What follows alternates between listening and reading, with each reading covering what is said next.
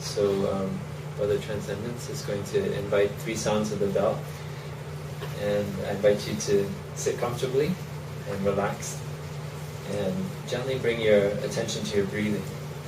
The sensation that you have is the breath comes in through your nostrils or your mouth, going down through your throat, into your lungs, your belly rising, and the sensation feel as the breath goes out, as your belly falls, as the air comes up through your windpipe, out through your nose, through your mouth. And when you notice that thinking is coming up, or some other thing that's pulling you away from the attention on your breathing, you just gently guide your attention back to the breath.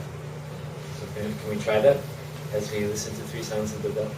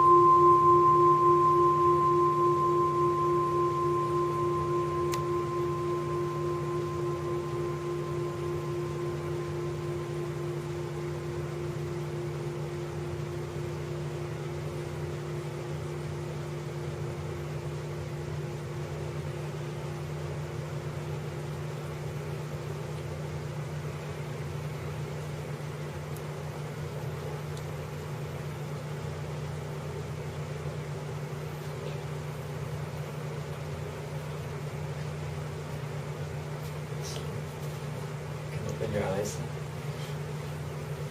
So what did you notice? Anyone? Could you maintain your attention on your breath the whole way, the whole time? No. Was there anyone who could? No? I think some of you. Maybe some of you have experience already doing this, so you were able to do it. What did you find? What happened with your mind? Please speak out. My mind went to people that I would like to be here, and then going off on other directions and kind of circling back. Were you able to guide your mind back? Did you become aware that your mind had gone off? Yes, twice. Twice. Good. Very good. Very practical. Anyone else? Yeah?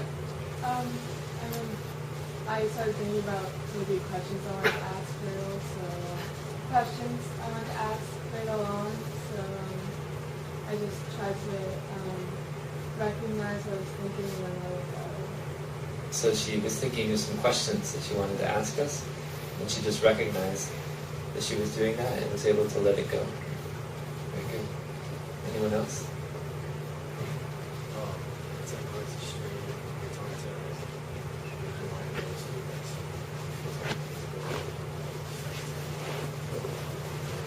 Sorry, can you speak a little louder? If you like that, starts to feel a little uncomfortable. Right, so his legs started to feel a little bit uncomfortable, and so his mind went to the sensation. Yeah. So there are things that can pull us away, right, from being aware of our breath. Okay, so thinking, it could be a physical sensation in the body, especially a painful one. Were you able to bring your attention back to the breath? Yeah, good. So this is a kind of training. Yeah. And as we progress and we cultivate that in our daily life, it becomes easier to learn to gently bring the attention wherever we would like to place it. And mindfulness of the breath, mindfulness is not only about mindfulness of breathing. It's just that our breath is always there, and it's something that affects how our body feels, right? Our breathing affects our circulation, it affects our heart rate, it affects many things, right? We're dependent on the air that we breathe in for every moment of our lives. If we cannot breathe, even for just a few minutes, we will know it very quickly, right? It's essential for our life, from the moment we're born. So the breath is always there. So it's always there for us to come back to. And that's why we like to teach mindfulness of breathing as a first step, and something that you can carry with you through your whole life of practice. It'll always be there for you. So that's mindfulness of breathing. There's mindfulness of sitting. Right? We're all seated here.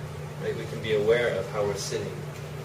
For example, I can be aware of my butt, my backside on the cushion. I can be aware of the contact it makes with the cushion. I'm aware of my knees touching the ground. And I can bring my attention to that feeling of contact with the earth that both of my knees make with the earth. I can be aware, I have my one leg crossed on my thigh, so I can be aware of my foot touching my thigh. All of these things, they're not painful, they're not particularly pleasant, but they're feelings, right? They're what we call neutral feelings, right? And we have a lot of neutral feelings. Oftentimes we're not aware of them because they're not particularly pleasant, they're not particularly painful, so our attention is not drawn to them as strongly as it is to the painful and pleasant ones. But today what I'd like you to take as your practice is to start to bring more awareness to these kind of neutral sensations, the ones that are just kind of everyday. They're with us every moment. One of them is the breathing. The contact the air makes with our nose and our mouth, or our lungs, right? Our chest rising. It's usually, unless we have some kind of sickness, it's not painful, it's not particularly pleasant, unless we've been holding our breath for a few minutes, right? And it's very pleasant to breathe in. But most of the time it's just a neutral sensation. So part of mindfulness training involves being aware of these kind of neutral sensations, or in Buddhist technical terminology they say, neither pleasant nor painful feelings. So it's those kind of feelings that are not particularly pleasant, they're not particularly painful. So whatever doesn't fit into either of those categories, that's the kind of feeling we want to start to bring more awareness to. So why do we want to do that? Anybody have any ideas?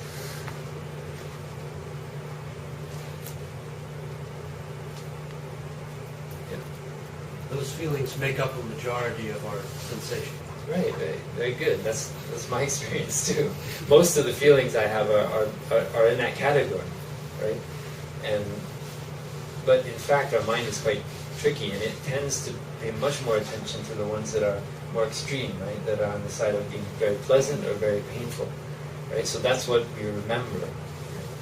And another translation of the term smriti, which is Sanskrit for mindfulness, is also just remembering.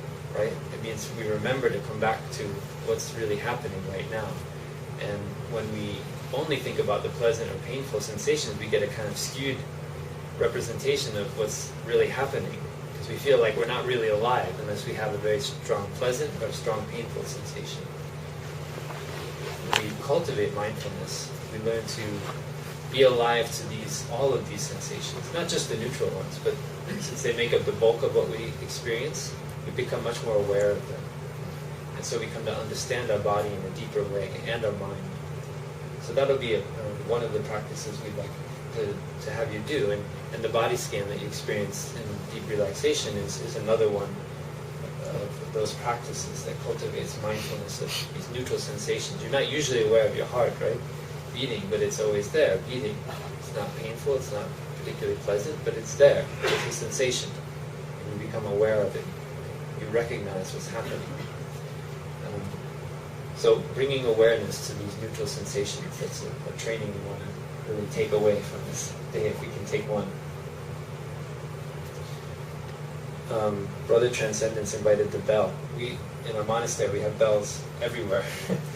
Not just these kind you see here, but also telephones. When the telephone rings, we practice listening to it, just stopping what we're doing, being aware, coming back to our breath, being aware of our breathing, being aware of how our body is, and we follow our breathing for 3 rings of the bell, of the telephone.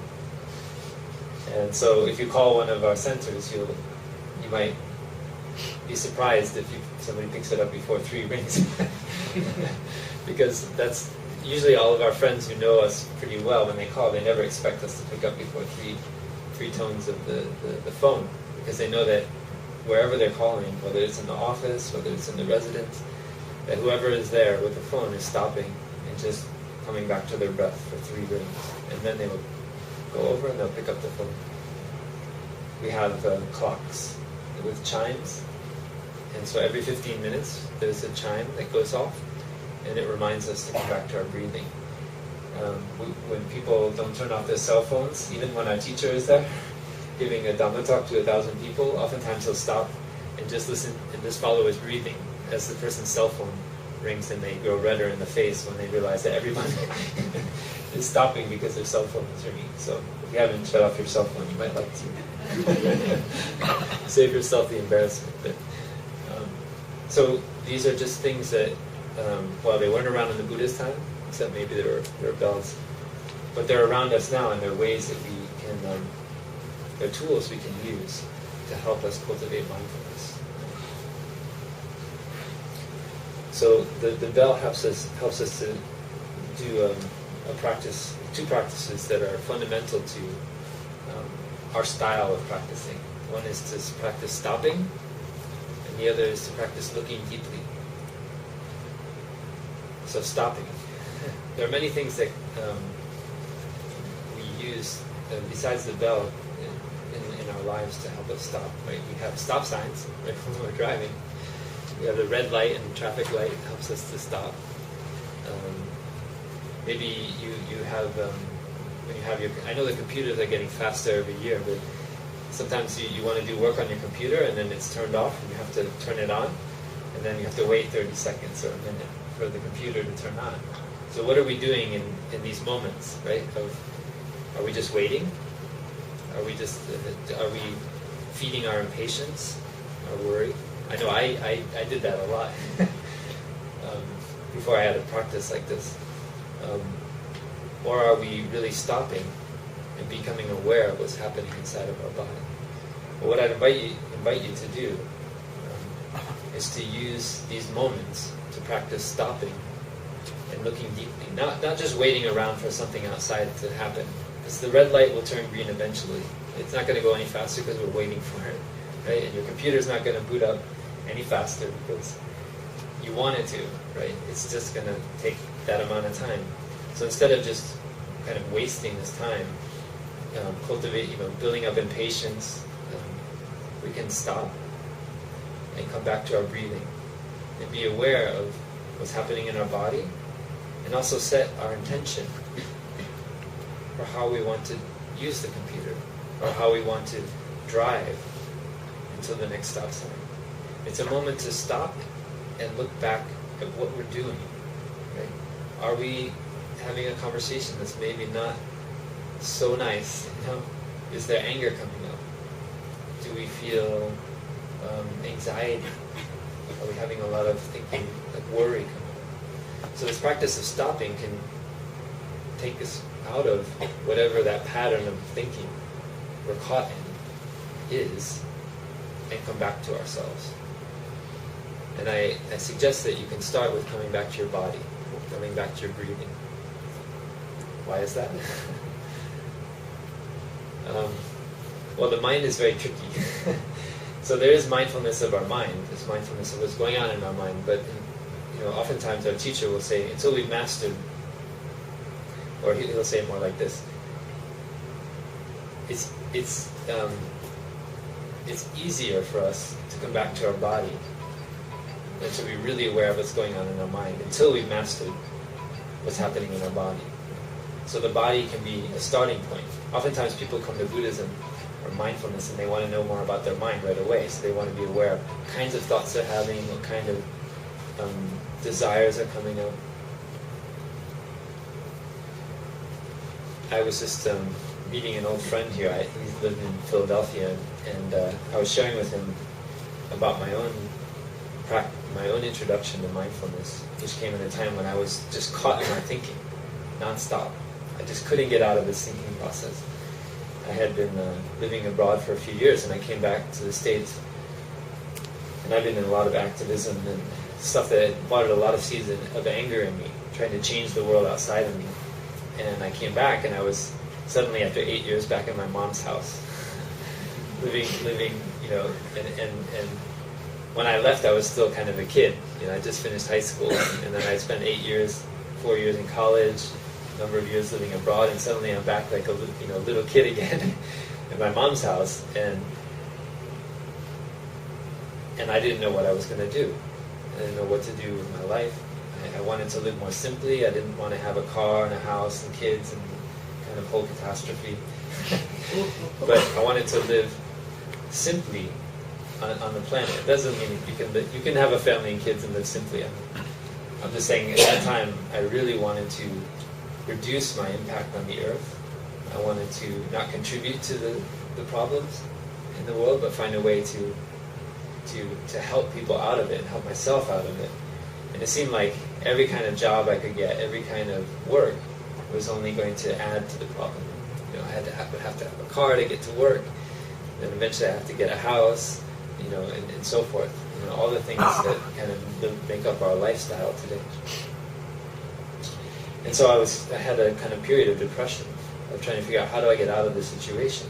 And I also don't want to have a job that's you know, contributing to taking money from people who need to have food, who need just basic things when I have the basic things to live off of. And that's when I found this mindfulness practice. And what really helped me come out of this constant worrying about what I'm going to do with my life was just being aware of my body.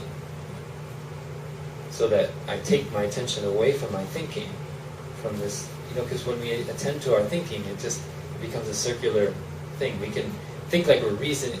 It seems like we're reasoning our life out, but in fact we're just going around in circles. It's not very reasonable at all. And it's really our emotions, our feelings that drive what we're doing. So when we come back to our body, we're much more aware of,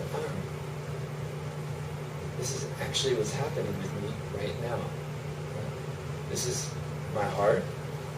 It's beating faster. It's because I've been worrying.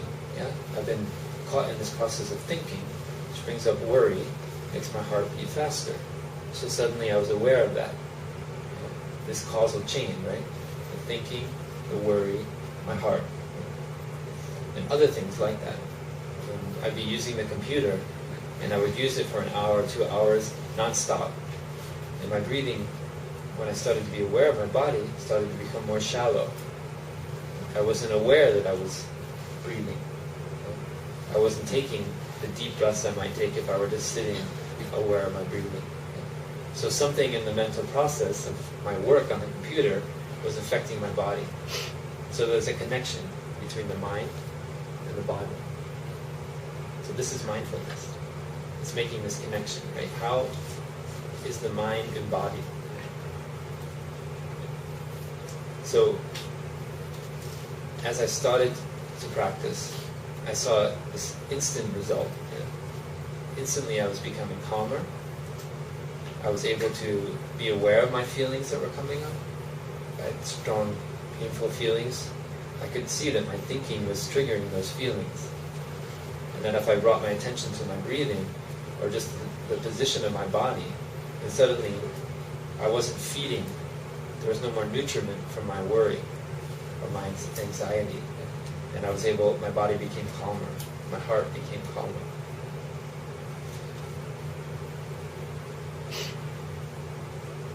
So if we have that experience of being aware of our body, the mind becomes a much simpler thing to deal with. Yeah. Before that, I found that my mind was just going in every direction, and I couldn't really understand that no matter which direction it went, underneath all that thinking was my desire, my kind of craving for food or sex or a position, or fame. the thoughts were different. They were like, you know, maybe I want to have this kind of job, maybe I want to have this kind of job, or maybe I want to eat this kind of food, or have that kind of girlfriend, or, you know. The thoughts were different, but underneath it, it was still this common formation, or we call mental formation, of craving, yeah, or grasping. It's kind of like you have this little hand inside of you, in your mind, and it's reaching out for different objects of desire, objects that are out there. So I became aware of that kind of grasper happening inside, and I was able to, by being aware of my body, notice how it arose, and how I was able to, when I no longer fed it with my thinking, it was able to let go, to release. So this letting go is a very important part of the practice, and it's really the core of the practice of stopping. That's why we have the bell. Whatever we're doing in that moment, we stop and we let go. And the looking deeply is what mindfulness helps us to do, right? As we cultivate awareness of our body, we're able to go inside and notice how one thing leads to another. How these things are interconnected. Our thinking is connected with the state of our mind. The state of our mind is connected with our sensations in the body. It's connected with how our body feels, the response of our body, our heart rate, our breathing, our circulation. All these things, they're arising from the state of our mind. So when we become aware of that, we suddenly can become master of our body, right? And master of our mind. For at least that moment. Maybe not forever. But at least in that moment, we have a clear vision of what's happening. How this chain of causation is changing our experience of the present moment. And we're able to let go. That means we let go of the things that we're grasping onto, that are feeding our worry, are feeding our stress, are feeding our desire. I'd just like to finish my sharing by looking at 4 kinds of nutriments that we become aware of as we go deeper into mindfulness, so that we can understand better how we're feeding the things that we don't like, and how we can feed more of those things that we do like mindfulness, understanding, compassion. So the first kind of nutriment we call edible food. It's just food, right? It's what sustains our body, yeah? Like a bagel, couscous, whatever, rice, even what we drink, yeah? Everything that we ingest in our body. We become aware of how the food impacts our body, right? And this is part of the practice of eating meditation, which we'll do later on. We can become aware of how we chew the food, right? How it goes into our body, how we digest it. As we go deeper into mindfulness practice, we can even become aware of how we're breaking down the food in our body and how it actually feels. I've been a vegetarian, maybe more than 10 years, so I can feel, even when I eat a little bit of dairy, I can feel the difference in my body when I eat it. I know that I've eaten dairy because I can feel how it breaks down in my stomach and how it feels in my body. I don't know, for me I get a little bit sweaty and it feels a little bit greasy, but it's just, it may be different for you. The point is that we become aware of how we ingest the food and what effect it has on our body. This can be extended into many directions, right? And things that have to do with ecology, about where our food comes from, right?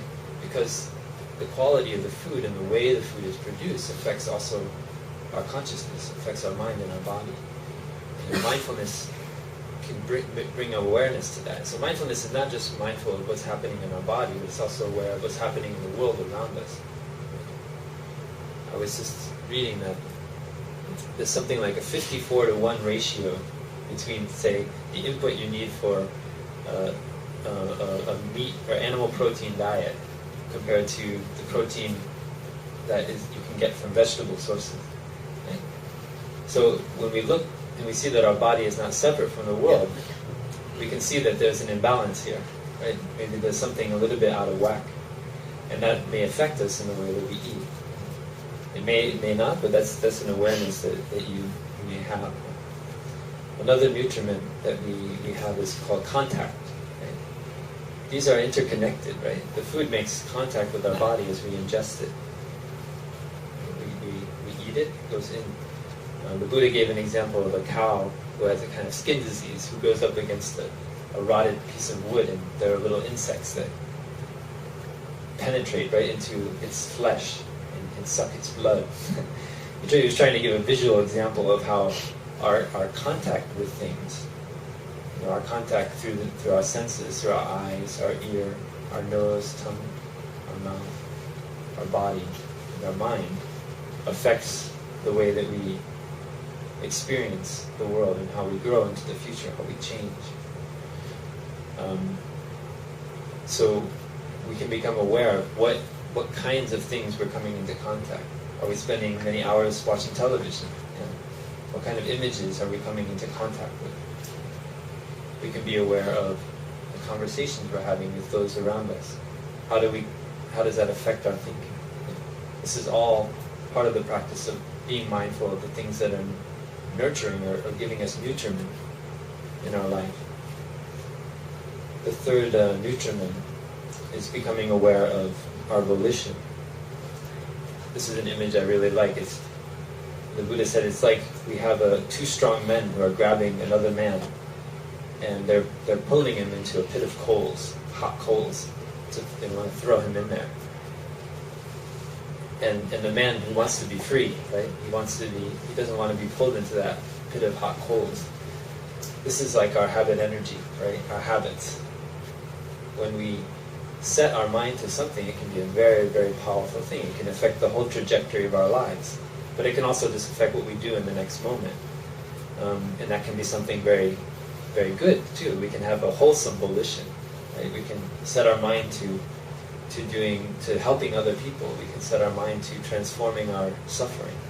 But we can also set our mind onto making a lot of money, onto having a beautiful house, to having a beautiful wife. So volition is a source of nutriment, what we set our mind to. And the last nutriment that I'll leave you with is consciousness. We've got millions of images running through our mind every moment. Images from television, from advertising, from our memories, from films, from books, conversations. We have smells, right? So the contact leaves this whole memory of smells. Do you ever have that sensation of suddenly smelling something and it bringing you back to somewhere 10 years ago or 20 years ago? No. So our consciousness is another kind of nutriment. All those things, it's kind of like we have this whole buffet table that's spinning through our mind at 1,000 miles an hour every moment. And wherever our mindfulness sets, that becomes our future. So the Buddha actually described this consciousness nutriment like a thief who the king orders to be stabbed by spears from morning till evening, by hundreds of spears through his body. Sometimes it's like that in our consciousness. We're just inundated with a smorgasbord of images, thoughts, things that are pulling us away from just being aware of what's happening with us right now. And that doesn't mean that some of that can be good, can bring us in a good direction. But the choice is ours, right? Where do we put our attention? What part of our consciousness? In our individual consciousness or our collective consciousness? Where are we putting our attention? So those are 4 things I'll leave you with as in your mindfulness of how you're putting your attention. Because what we're going to bring your attention to throughout this day is really what you're putting your attention on, so that you can better make better choices in your lives as to what you're doing, what your future will be like, right? Which is really just this present moment. And knowing what kinds of nutriments you're feeding yourself with is very, very helpful in determining your experience here. So, thank you for listening.